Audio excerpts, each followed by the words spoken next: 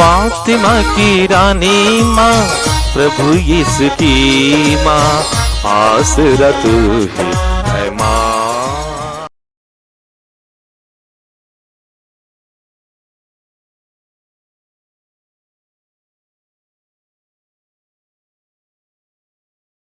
पहला पाठ नबी ईसायास का ग्रंथ, अध्याय 40, पद संख्याएं 1 से 11 तक। तुम्हारा ईश्वर यह कहता है, मेरी प्रजा को सांत्वना दो, सांत्वना दो।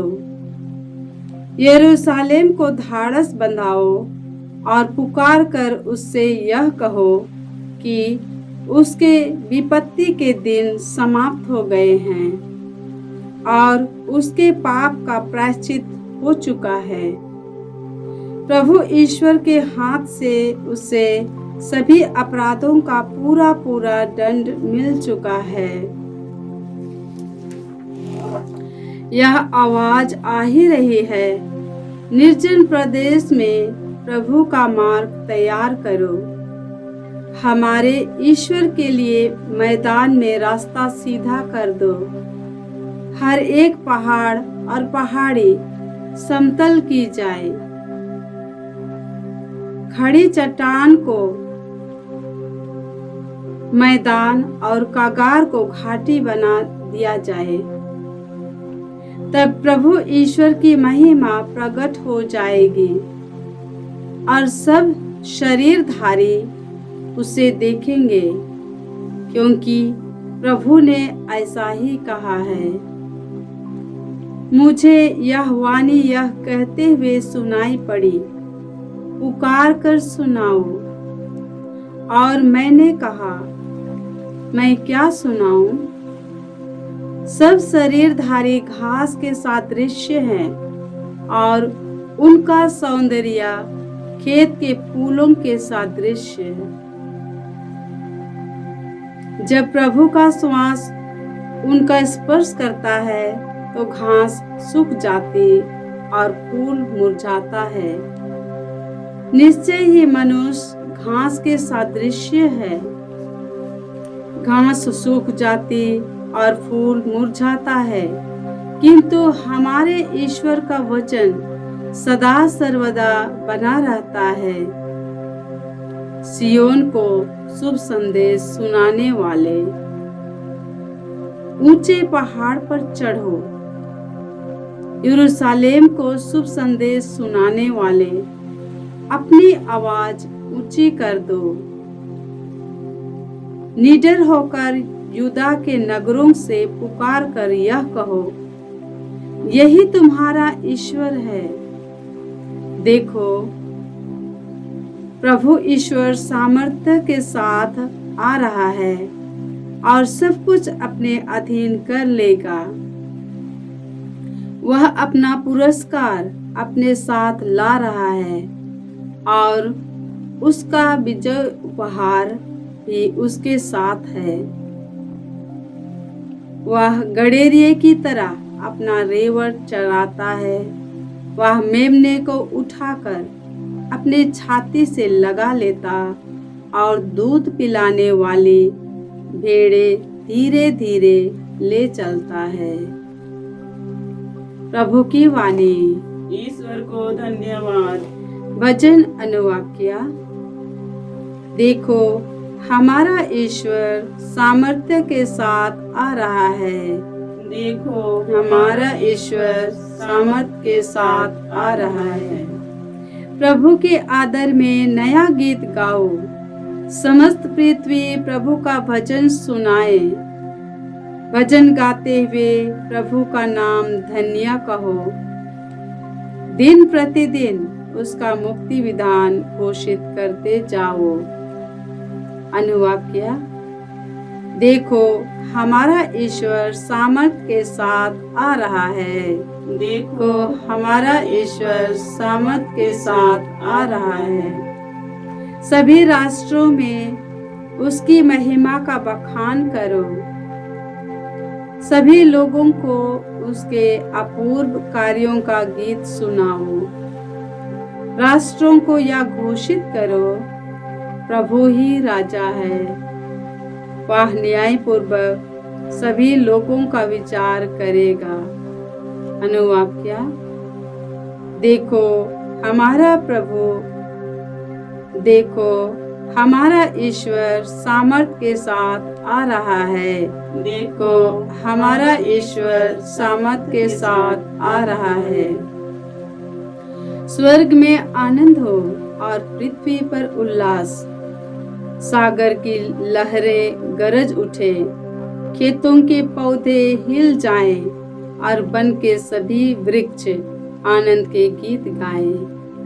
अनुवाक्या, देखो हमारा ईश्वर सामर्थ के साथ आ रहा है।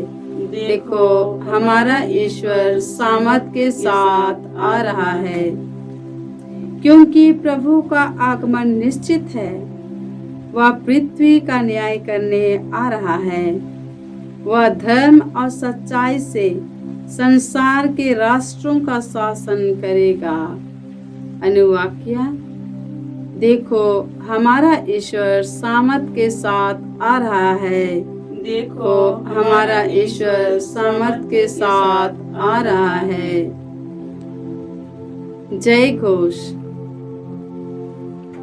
हालेलुया। प्रभु का दिन निकट है। देखो वह हमें बचाने आ रहा है। हालेलुया। प्रभु आप लोगों के साथ हो और आपकी आत्मा के साथ। संत मत्ती के अनुसार प्रभु यीशु ख्रिस्त का पवित्र सुसमाचार। हे प्रभु तेरी महिमा हो। अध्याय 18 पद संख्याएं 12 से 14। यीशु ने अपने शिष्यों से कहा, तुम्हारा क्या विचार है? यदि किसी के 100 भेड़ें हों और उनमें से एक भी भटक जाए तो क्या वह उन 99 भेड़ों को पहाड़ी पर छोड़कर उस भटकी हुई को खोजने नहीं जाएगा? और यदि वह उसे पाए तो विश्वास करो कि उसे उन 99 की अपेक्षा जो भटकी नहीं थी उस भेड़ के कारण अधिक आनंद होगा। इस तरह मेरा स्वर्गीय पिता नहीं चाहता कि उन 99 में से एक भी खो जाए। यह प्रभु का सुसमाचार है। हे ख्रिस्त तेरी स्तुति हो। ख्रिस्त में प्यारे भाइयों और बहनों, ईश्वर अपनी प्रजा को सांत्वना देता है। ढाढ़स बंधाओ, पुकार कर कहो कि इसके दुख और विपत्ति के दिन समाप्त हो गए। उनके पापों का प्रायश्चित हो चुका है और उनके अपराध को पूरा पूरा क्षमा कर दिया गया है। और इस प्रकार ईश्वर हमें निडर बनाया, हमारे पापों को क्षमा किया, हम पर दया किया, क्योंकि हमारा ईश्वर दयालु और करुणामय ईश्वर है। वह तरस खाकर उधार देता है। वह किसी एक को भी नहीं छोड़ता, एक व्यक्ति को भी नहीं छोड़ता। वह चाहता है कि एक भी व्यक्ति मेरे रास्ते से न भटके, परंतु हमारा रास्ता अलग होता है, हमारा जीवन अलग होता है। मेरे लिए और हमारे लिए यही जीवन, यही दुनिया, यही सुख, यही धन और संपत्ति, सब कुछ वही हमारा लक्ष्य बनता है। और ईश्वर जो हमारा लक्ष्य है, हमारे जीवन से हट जाता है। यही कारण है कि हमारे जिंदगी में दुख, दर्द और समस्याएं आ जाती हैं। ये पुराने व्यवस्थान में उत्थान और पतन की कहानी है। उत्थान और पतन का घटना है। मानव किस प्रकार ईश्वर से दूर हो गया और कैसे उस पर विपत्तियां आ गई और कैसे वे शक्तिहीन हो गए,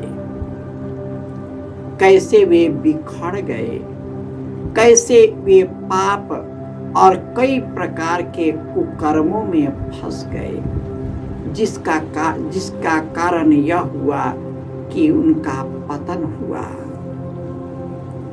परंतु प्रभु यीशु हम पतित मानव को उद्धार करने, पापों शापों से मुक्त करने, मृत्यु का सब डर को निकालने के लिए उन्होंने हमारे जैसे मनुष्य बनाया, पवित्र जीवन जिया, प्रार्थना का जीवन जिया, आत्मिक शक्ति से भर गया।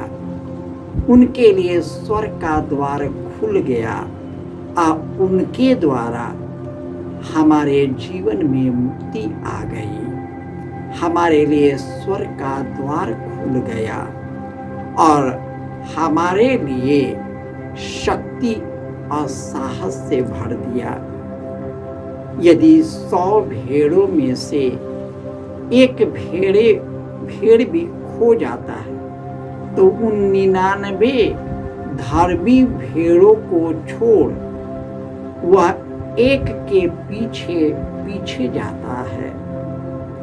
जो खो गई है, जो भटक गई है, उसी को खोजने के लिए मानव पुत्र इस दुनिया में आया है।